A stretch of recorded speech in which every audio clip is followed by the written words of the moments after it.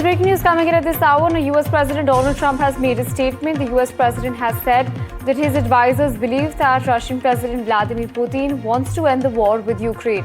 Important information we're tracking at this hour as the US President Donald Trump has said that Vladimir Putin wants to end the Ukraine war.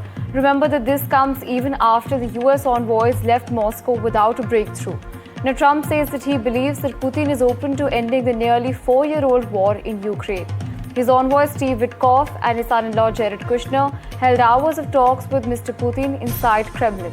Important to understand that both sides said that no compromise was reached and that in fact Moscow even called parts of the US plan unacceptable, including proposals for Ukraine to give up territory in the eastern Donbass region. Still, it's important to understand that the US President in the latest has described the meeting as very good, going on to say that his team came away with the impression that it was Vladimir Putin who would like to end the war. The envoys will now meet in Ukraine's top negotiator Rustem Umerov in Florida for follow-up talks. Important information we're tracking at this hour as it seems as though the US President Donald Trump has claimed that the Russian President Vladimir Putin is ready to end the war with Ukraine. Listen in to the reactions coming in. In Ukraine, Steve Witkoff and Jared Kushner were there last night with Vladimir Putin. Can you give us an update about those talks? It sounds from what the Kremlin is saying that they're not going to compromise. Can you tell us what you've... I don't know what the Kremlin's doing. I can tell you that they had a reasonably good meeting with President Putin. We're going to find out. It's a war that should have never been started. It's a war, if I were president, we had a rigged election. If I were president, that war would have never happened. It's a terrible thing.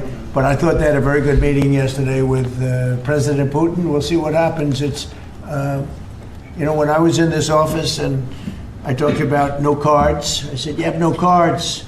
That was the time to settle. I thought that would have been a much better time to settle. But they, in their wisdom, decided not to do that. They have a lot of things against them right now.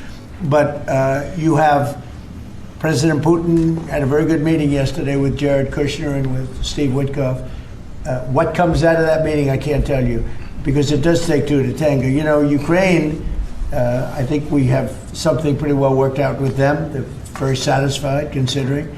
But the sad part is, if I were president, no war would have ever happened. They would have had 100% of their territory. Nothing would have happened.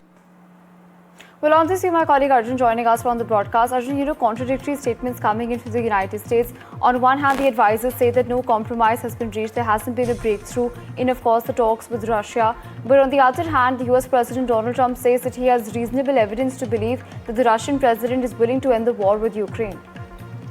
Well, peace in such a geopolitical confrontations, and especially in the international corridors of power, is not an immediate remedy. Talks have been ongoing. There has been progress made, and we've also need to kind of realize that there were Jared Kushner and Steve Witkoff were with President Putin for around 4 to 5 hours together. And after that, the Kremlin also, in fact, came out with a statement saying that it did not reject all US points, neither did it accept all US points. And the Kremlin, in fact, has been constant in its position, stating that whatever discussion happened between President Trump and President Putin at the Alaska summit, the details of which have still not been made available to media till now, Russia still stands by those very terms. Now, negotiations more or less are taking time with Ukraine here, where there are a lot of variables, a lot of shifting points, and that's exactly where Jared Kushner and Steve Witkoff are heading now, Reed.